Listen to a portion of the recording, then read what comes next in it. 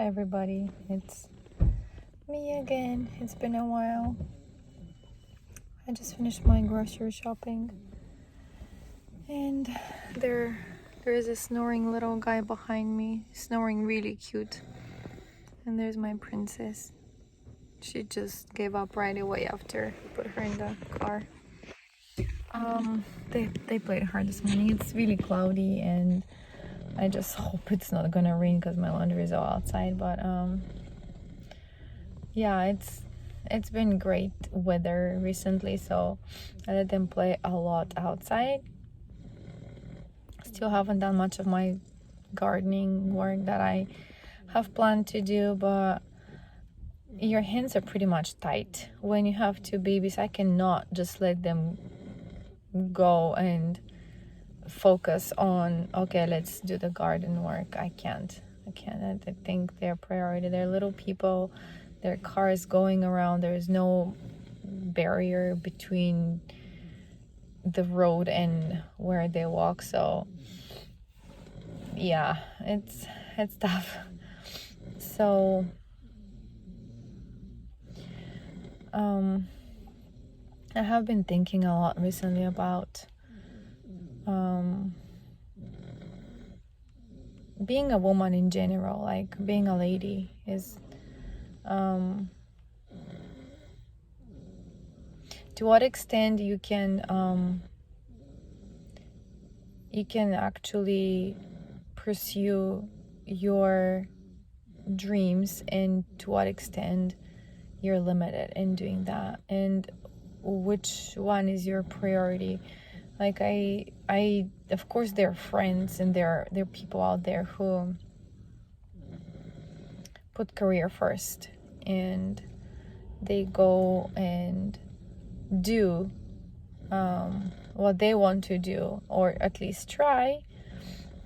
And then there's those of us who are like, okay, family is important no matter where you are at this point in your life. And okay, so this is what I've been always thinking prior to marriage and kids. I really wanted to work in tourism. So that's what I studied: tourism, hospitality and tourism management. And I started that in Bulgaria, stayed there for 2 years studying that, and then transferred after served mission for the Church of Jesus Christ of Latter-day Saints, which was a great experience, by the way, and much improving, much better the English that I had before that. So because I served in the States and the headquarters in actually it's like on the Temple Square grounds of Salt Lake City, and I fell in love with that place. And so that gave me like a different perspective of what I've been knowing just about in Bulgaria. Like I remember flying for the first time. That was my first flight to go, and it was like a connected flight. Where was I going? Somewhere in the eastern states. There was a stop, and then from there I had to fly to Salt Lake. And I remember flying and looking at my Bulgaria, my little country down there. I started crying because it was my first time leaving it, like leaving for like a long time, for 18 months. And so your view of how you see the world, like before that, I am in Bulgaria and I know about the world, and I watch TV, and I study, and I you kind of have an idea about the world, but like actually getting out there, that is very brave. But I wasn't that brave, but like I tried my best, and so that was a good experience. And I came home, and most of the people that are surrounding me are still there, that they haven't been out. They're not in the same, like you change when you see more out there, like other different people, different culture, different languages, different. I could communicate with, not communicate, but like I've seen all kinds of people on my mission, who live in the States, like Filipino, Chinese, Spanish speaking, of all countries in South America. I've seen pretty much Hawaiian people, even. I've seen lots of different people in the state. You know, the States is full of people from all over the world, and everybody has different accent. And then when I transferred my credits to Brigham Young University in Hawaii, over there, it was such a culture shock. Anyway, so where I'm going with all that is, when you get to talk and exist along other people from different cultures, your whole perspective of what you want, how you want it, and how you get it just changes. It's just everything changes. And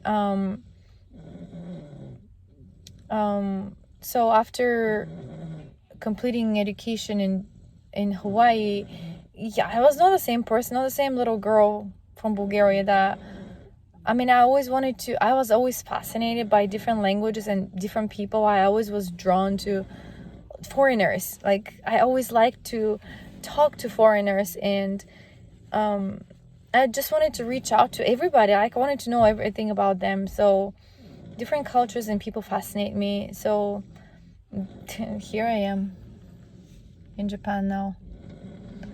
But interesting, isn't it? So I studied tourism, and I wanted to go and do internship probably at Disney in California or Florida. I don't know which one, but then I ended up doing it in Hawaii, on Oahu, with a travel agency there. They were awesome people. The office was at Waikiki. Tour groups were coming to the Polynesian Culture Center, so I was working at the Polynesian Culture Center, and then I was working with them as well in Waikiki. And then I did OPT, which is like an extension 1 year of staying as a student in the States, but like you find a job. And so I kept working with them because we already knew each other.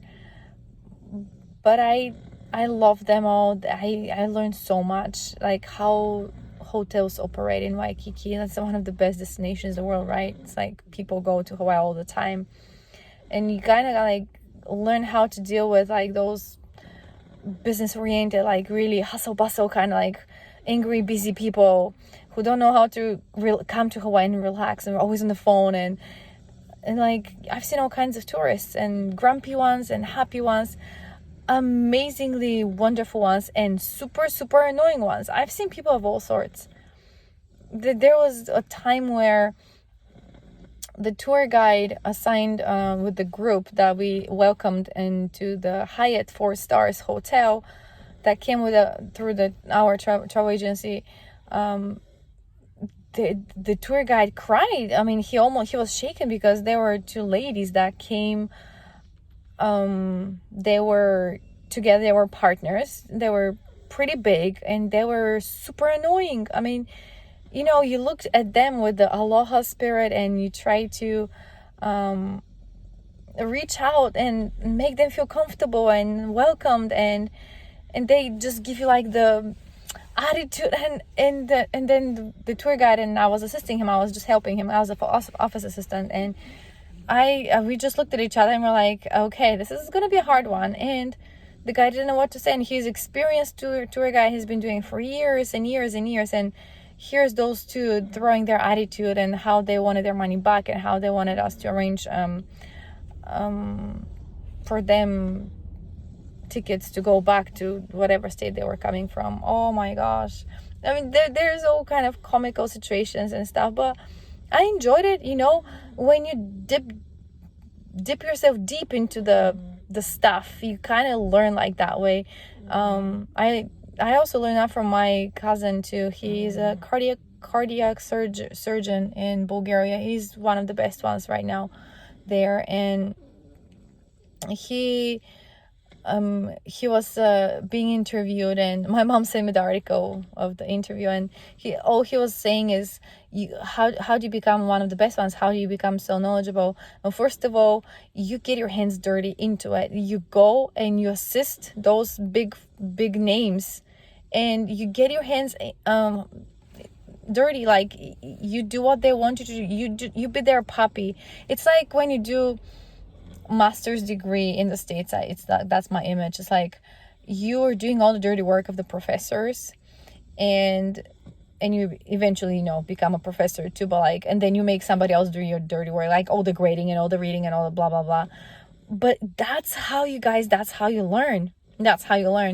And that's like the best. So my cousin was pretty much saying like he did all the dirty job, he did everything that they asked him to, and he wasn't thinking about himself or like, I want to be better than this guy or that guy. He just did everything that he could do, and he put himself in situations where he learned like specifically like little tiny details and tricks that he could do to help people with heart diseases and all kinds of things. And so the way to success is not pleasant or easy. It's that's what I've learned. And so nobody comes in with a thick bank account and tells you, okay, here's the money, you go ahead and do it. No, nobody tells you like those kind of things. You have to find your way through, and you have to connect with people. And so so that's how it was. Like I met a lot of people. I didn't meet like super big like names in the Hollywood area kind of. I knew where those homes were, like there's like this really rich area on Oahu where all the celebrities have their mansions. But like I met people, and we're all people anyways. After all, it's like we're all people. But it definitely added to my experience as working with people, tourists who come to enjoy their vacation. Because you go on a vacation, when you go on a vacation, you expect everything to be wonderful for you. You've saved so much, so you can spend it there and bring back home memories, good memories, lots of pictures, and some souvenirs. And so that I'd love to. I always wanted and enjoyed being out there with people. So another tour guide that there was he was my favorite. He's still working with the same agency in there. He's still in Hawaii. He lives in Kaneohe on the Big Island, on Oahu. And he was one of my favorite because he was big, happy, and always joking around guy. He was one of the most chill people I've ever seen. And it was just fun to be around him. He was really, really great, and all his tour groups loved him. Everybody loved him, and just charisma comes out of him. So I just, like, a good example for me, it's like I enjoyed just being around him. And he always told me, Brianna, I never enjoy being in the office. And our office in that situation was in that agency was kind of like it didn't have any windows, you guys. It was just artificial light, and it was pretty dark actually in there. And so we had like 3 computers that we could maneuver and print out brochures and like information for the tourists that we handed them at the orientation meeting. And so I got to the point where I was so comfortable that I was doing it without them explaining to me how to do. Like I learned how to do with the printer and all that stuff, how to print out the brochures, and they were already the forms were on the computer. So I learned all that, but I understood him also saying that he never wanted to be like an office bird. He just wanted to be like out in the front line where the tourists are. And he also told me that he's been traveling around the world and with tourists as well, and so it's part of his job. So he told me no hotel can ever surprise me anymore. Like he's been here and there, and on the big, like they travel into different islands with the same tour guide, and so he is part of the group. And they have like helicopter flights over the lava on the big island. It's like, it's really cool. So some tourists sign up for those things, and it's expensive, but it's once in a lifetime experience. So lots of people do, and they buy lots of pearls and go home happy. And so he was telling me, yeah, nothing really can surprise me. Like, no food can surprise me, no hotel settings can surprise me. I don't know if he's been to Florida, the Star Wars one yet, but I really want to go to that one. That one is like something that probably will be wowing left and right when I go, because I really like Star Wars, the whole, everything about Star Wars. I like the animated stuff, like even the Mandalorian, like, oh, like when I can, which I don't anymore, because I can't, but like before I love everything about Star Wars. So that's one, what Disney did with that was great, I think. And that's my dream. I want to go and be in that hotel, be part of the story that they create there, and then just go to the Millennium Falcon. And I don't know, it's just fascinating to me, and I want to see how the staff works there, how they're dressed, and everything is amazing there. So like things like that fascinate me. Like I wanted to have my own hotel one day when I'm older, like now. Back then I was like 20, right? 20 something.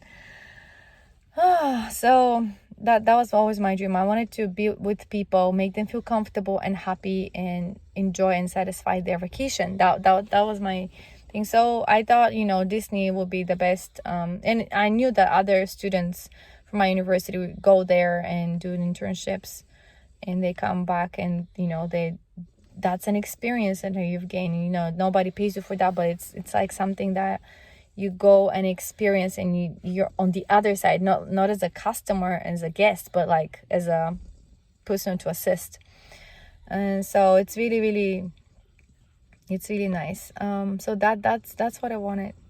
And I never wanted to just end up my education with just a bachelor degree. I wanted to do masters, and then I didn't quite see, that's the thing. So I wanted to do everything with people, right? But then I started having kids, and I was like, if I ever do masters or online or whatever, I want it to be about child psychology, because I want to, I don't really think, even if I lived next to my parents, they would be like best of an advice. But like, how I'd never really read any books about child development and mental growth and things. Like, I just wanted to know, because I've had a hard time with one of my kids, and I strongly think that they every individual is different, but like I want to. And then I started working full-time, and then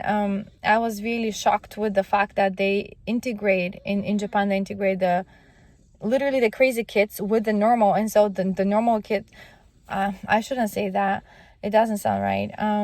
They're kids that have conditions, okay, and some are on medication, but they're still in the same classroom with the others, and those who don't, those who act like they understand commands from teachers. And so I've had kids coming and getting my bag and throwing all my stuff all over the room, and dropping on their classmates' stuff from their desks on purpose, and just walking around the room, and the teacher doesn't say anything. The kids just endure it literally every day, all day. I've seen children just walking the hallways and just smacking other kids for no reason at all, just like that. So yeah, I've seen all kinds of and levels of crazy, including like going to work early in the morning. Not all the kids are even there yet, but hey, this not grandma, sorry, I just saw grandma walking by me here with a grocery basket. So there's this kid banging and on doors and windows and kicking them, and everything is wood and everything is glass. So I was like, is it okay, vice principal? And he's like, yeah, he forgot to take his medication, and his mom is coming to bring it, kind of thing. And I was like, oh, okay. So I've never seen him like that. Like, in my classes, in my English classes, he's always like quiet and normal to me. Like, oh, I hate that word, normal. Like, he behaves really well, but like when I saw him like that, it was like a demon inside of him, you know. It was scary. And so, and I felt really bad. I was like, I wanted to help him, but like he can't. It's just something in his head, and he has to control it with medication. And so I had lots of days where I would lock myself into the bathroom and I would just cry because I am helpless, and it's not like your job to do it. Your job is to teach him English.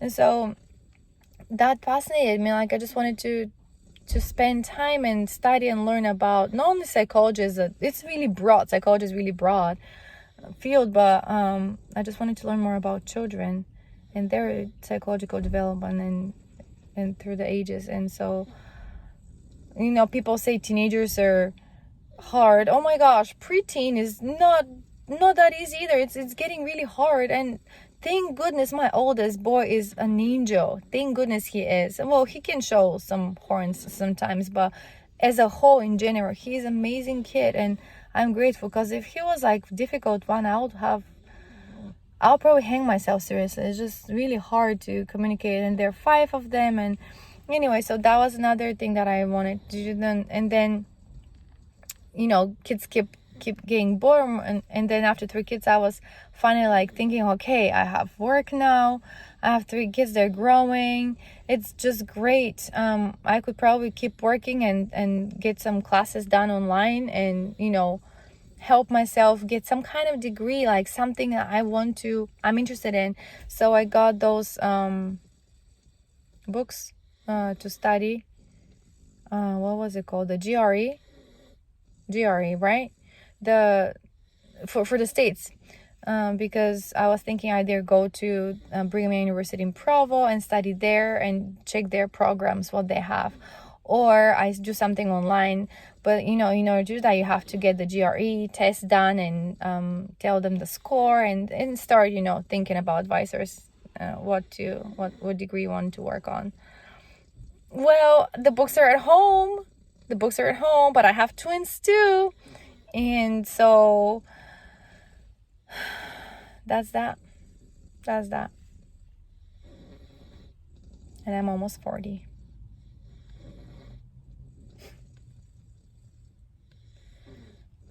My bottom line is like, I have really hard time balancing out what I want and what I have in front of my eyes right now. You know, what I want and the reality are 2 very different things, actually. And so, because there is a huge gap in it,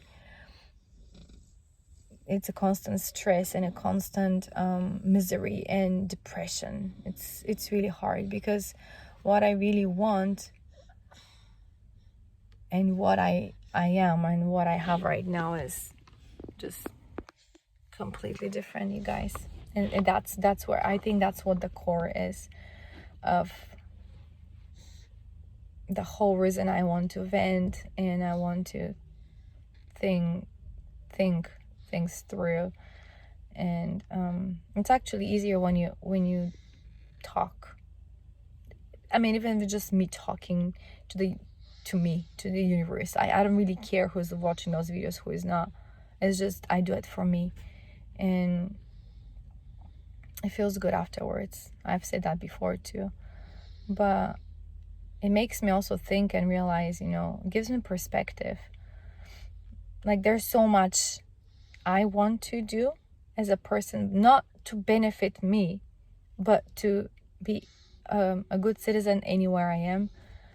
Unfortunately, I don't wish that to be in Japan, because I'm quite honestly fed up with this culture and this language and everything here. I know lots of people adore it here, but not everybody has lived for 10 years here, bearing kids here, sending kids to school for the first time, graduating years, and finishing accomplishments that you kind of like feel like on the side all the time. So there's a lot of emotional load that I had to deal with by myself, including miscarrying, and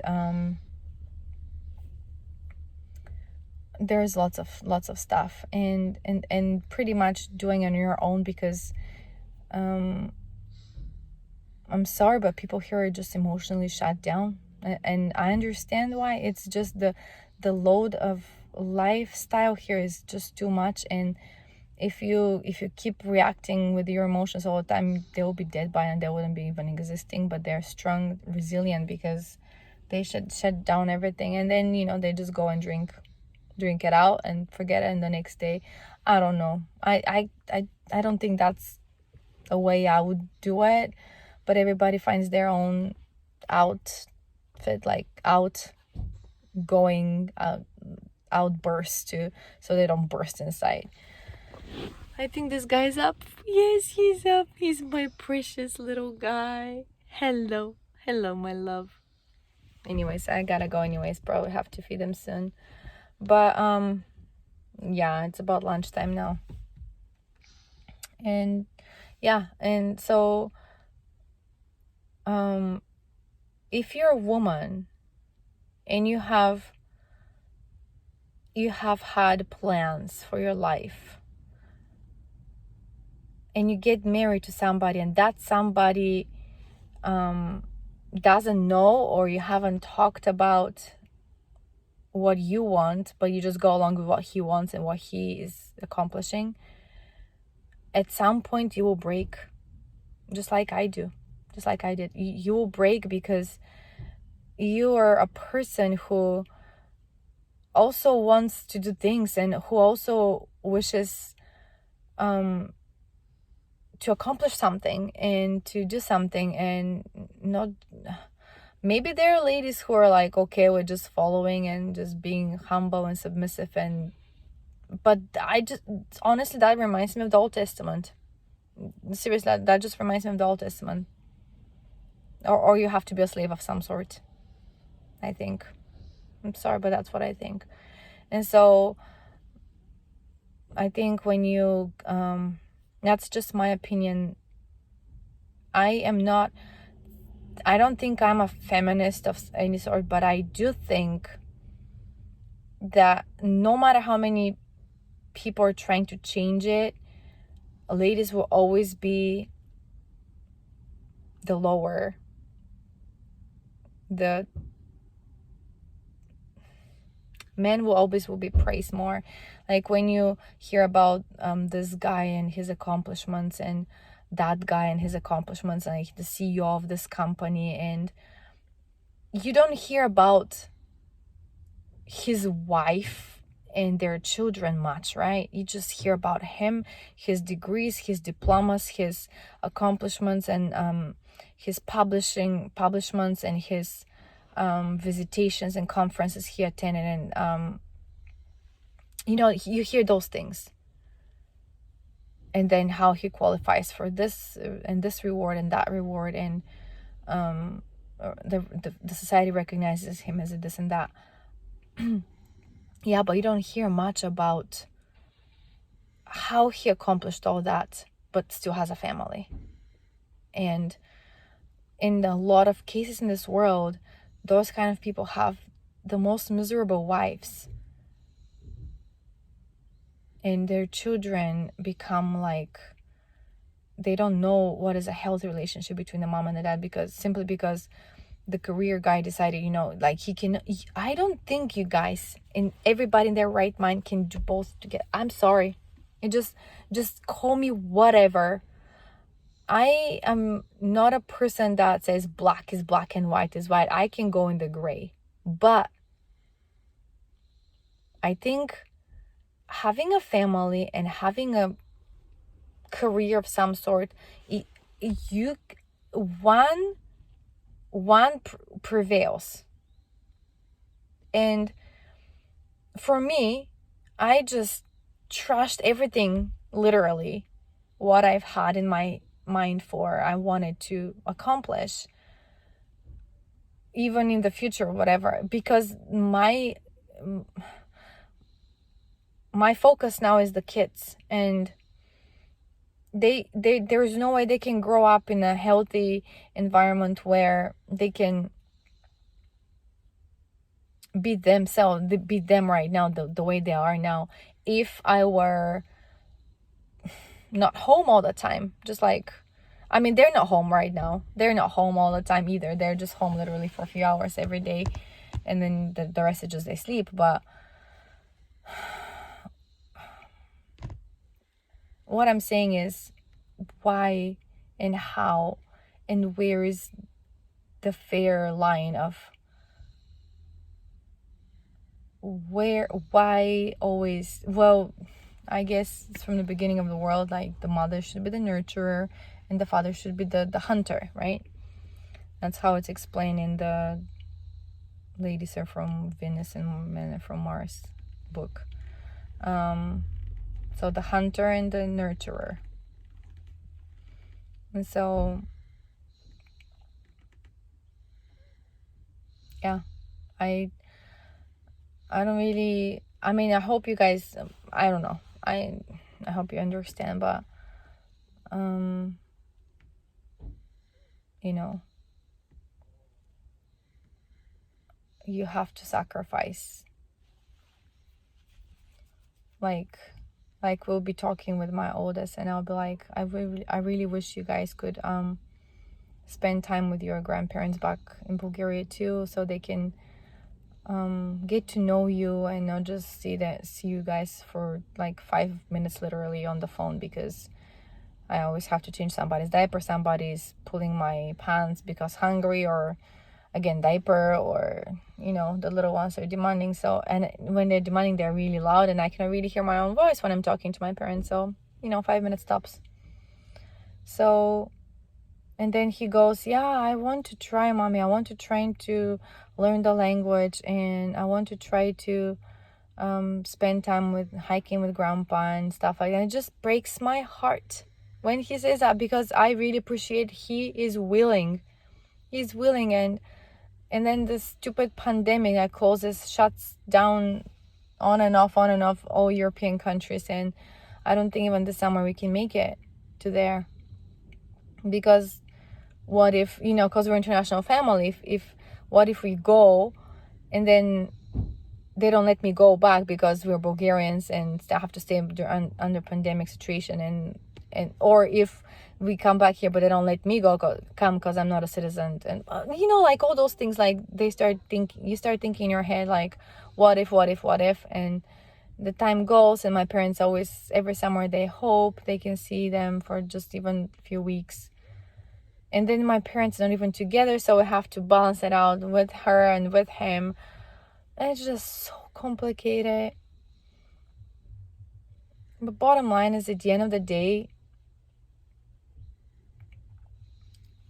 I'm grateful those kids are fed and they sleep peacefully, and they have good friends, and they are growing healthy, and hopefully Corona stays away from us. And I don't even want to get started with that vaccination thing and how everybody's bragging how they are doing their vaccination, both of them done already, and I don't know. I have mixed feelings about that. Like, you know, in my mind, in my logical thinking, I'm like, yeah, that's a good thing because, you know, blocks, but like there are side effects, and some people saying after a second one they stayed home sick for 1 day, and you know, like things like that. So I don't know.